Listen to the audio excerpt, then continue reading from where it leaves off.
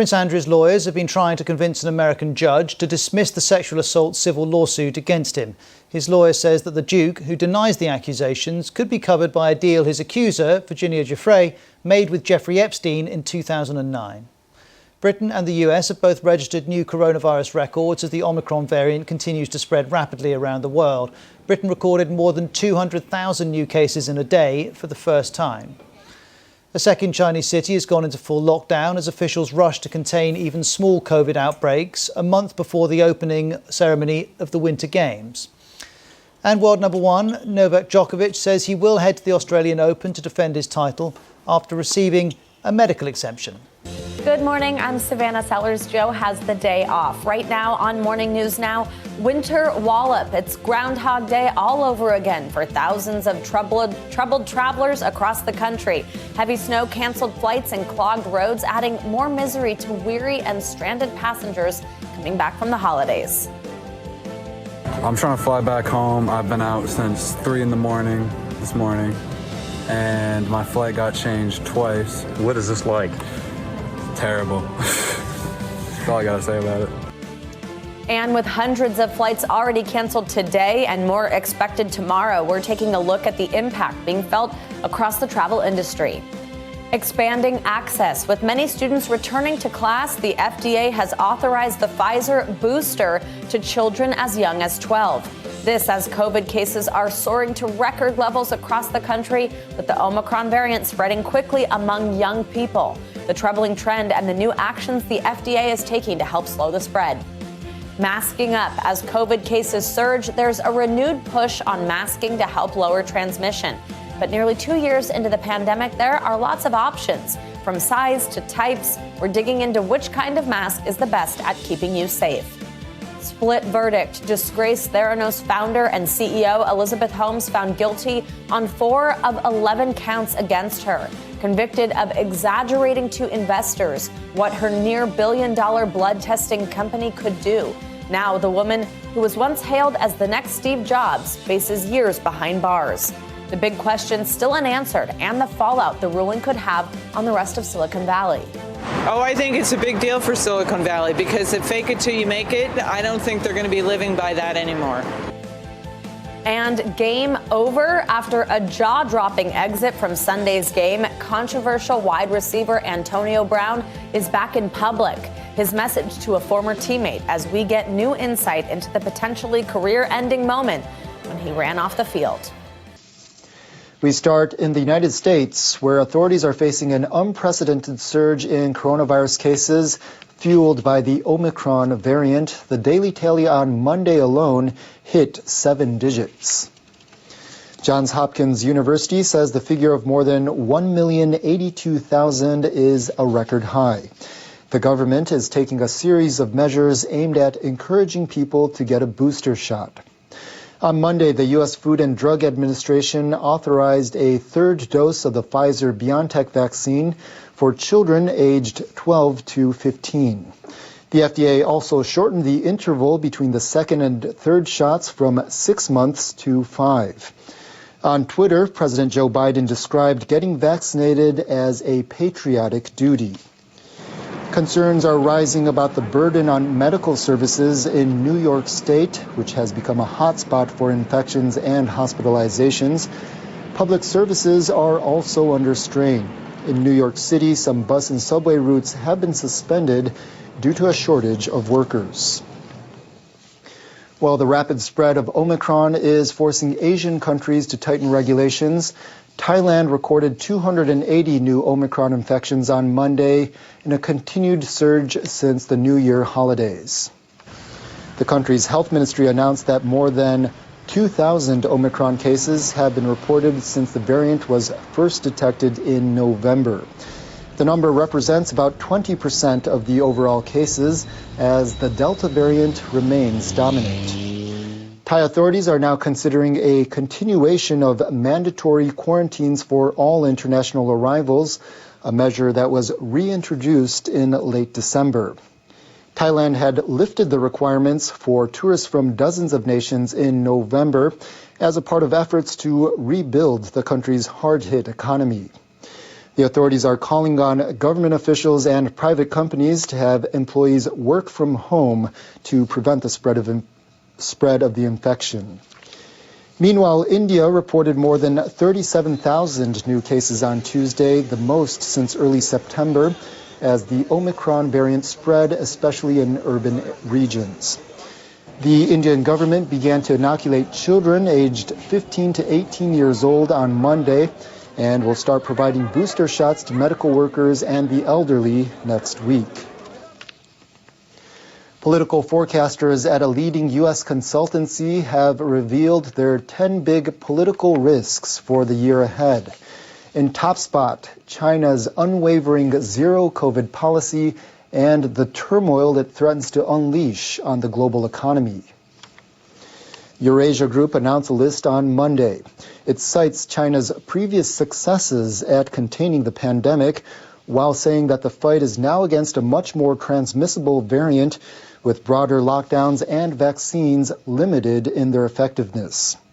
The group says China's failure to contain infections could lead to larger outbreaks and more severe lockdowns. In turn, that could trigger problems such as a collapse of the global supply chain. The firm's second biggest risk is a so-called technopolar world in which a handful of tech giants, not governments, are the big players. It points to the way those companies write the algorithms that decide what people see and hear and ultimately influence what they think. Eurasia Group's third biggest risk this year is the U.S. midterm elections. Indonesia has banned coal exports for January to tackle supply shortages at local power plants. The move could affect Asian economies as the country is the world's largest exporter of the mineral. Officials with Indonesia's energy ministry say the current suspension will run through January 31st. They say some power plants in the country could be forced to halt operations without the export ban. Coal miners in Indonesia must provide at least 25% of annual production to power plants to ensure stable electricity supply. But the actual supplies have been less than that, partly because exports can bring higher prices.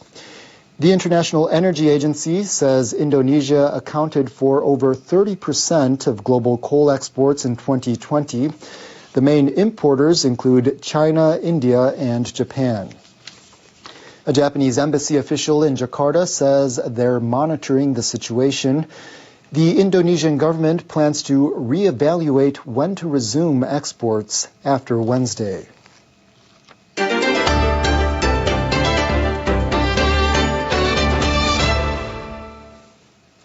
Daily coronavirus cases in Japan have topped 1,000 for the first time in 3 months.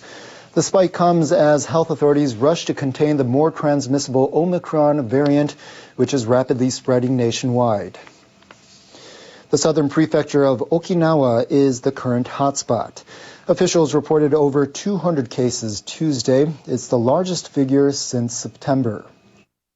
Most cases are aged in their 20s to 40s. Many got infected through dining out in groups. We consider Okinawa to be in its 6th wave of the outbreak. Governor Tamaki says he's considering whether to ask the central government to declare a quasi-emergency in the prefecture. Cases in Tokyo have topped the 100 mark for 2 straight days. Omicron infections have been confirmed in Tokyo, and we are seeing a rapid increase after the New Year holidays. Japan's borders are coming under strain too. This hospital near Narita Airport is dealing with more coronavirus patients. Most tested positive upon arrival in the country. The doctors and nurses say all travelers are assumed to have the Omicron variant until a genome analysis proves otherwise. A member of the government's expert panel on the pandemic says he expects the variant to continue surging in the weeks ahead. Well, Prime Minister Kishida Fumio says Japan needs to prepare for a worst-case pandemic scenario. In his New Year's address, the leader discussed how to stop a new coronavirus surge. 本年を大胆に I will make this year a year where we boldly take on any challenge and open up a new era. On the other hand, I will keep in mind the need for humility and handle situations delicately. Kishida specifically laid out plans for protecting the health system. That includes the use of new oral treatments. Kishida vowed to review requirements for hospitalization. He says the government is exploring ways to allow people to recuperate at home. Kishida says the Omicron threat remains the government's top priority. Japan put in place strict border controls in response to the variant. They virtually banned new entry for any foreigners. Kishida says he'll decide next week whether to continue or ease those measures after assessing the effect of year-end holidays on the situation.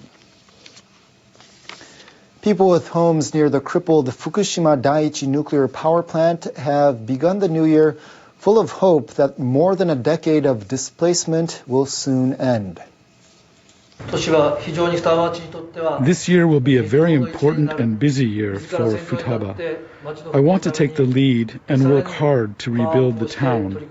I hope all the staff members will face the same direction and work hard together. Futaba town had a population of about 7,000 before the 2011 nuclear disaster. They were all evacuated from their homes. Now, officials say decontamination work has progressed enough to begin welcoming home residents. People in some areas will be allowed to stay overnight starting later this month, with the aim of a full return home as early as this June. This year's first auction of the winter delicacy fugu or blowfish has been held in western Japan's Yamaguchi Prefecture. About 5.6 tons of wild and farmed blowfish were lined up on Tuesday at a market in Shimonoseki, which is known for handling the country's largest hauls of the fish. With the ring of a bell at around 3:30 a.m., buyers and brokers started bargaining in the traditional style of grasping each other's fingers inside a cloth sleeve hidden from other bidders. The highest bid was about $150 per kilogram. That's about $17 higher than last year, but not the record price. This year's Asian zodiac is the tiger, so it's the year of the tiger puffer. They will bring you happiness. I want many people to enjoy the taste. Market sources say demand for the fish, mainly from restaurants, has recovered as coronavirus infections in Japan have somewhat eased since autumn. But they say buyers still appeared cautious due to spreading of infections with the Omicron variant. New Year's snow greeted those in the northwestern part of Saudi Arabia over the weekend. In World Weather, our meteorologist Sayaka Mori shares with us how people in the area celebrated. Hello there. We don't usually talk about snow for the Middle East, but Saudi Arabia kicked off the new year with snow. Take a look at this video. Some people were singing and dancing a traditional folk dance to celebrate, while the winter weather does hit the mountainous region. Seeing the dance done in the snow is less common. Hundreds of cars were stuck as people got out to check out the chilly conditions. Calmer and sunnier weather is in the forecast for the area this week. And talking about snow, the heaviest snow in years fell in parts of the eastern United States. In Washington, D.C., more than 20 centimeters of snow has fallen. And in Virginia, nearly 40 centimeters fell in just 24 hours. The next story is very low temperatures. Frigid air is covering many places of Canada, and some of them is expected to invade the mid-portions of the United States. These are the expected morning lows for the next 3 days. Helena in Montana might see the morning low of minus 23 degrees on both Wednesday as well as Thursday, but the area will see a significant warm-up as we go into Friday with the expected morning low of minus 3 degrees. Minneapolis minus 26 on Friday, and Winnipeg minus 33 degrees. So be careful of frostbite as well as hypothermia. It's been a snowy week for northern Japan as well. We've got nearly 50 centimeters of snow in 24 hours. Hijiori had 2 meters of snow on the ground as of Tuesday. Tsukayu has 285 centimeters of snow, and unfortunately, more snow is on the way because we still have a wintry pressure pattern. More snow is likely along the Sea of Japan side. The Pacific side will be mainly dry, but as we go into Thursday, Tokyo might see the second snowfall of the season with the expected high is only 5 degrees on Thursday. That's it from me. Have a nice day.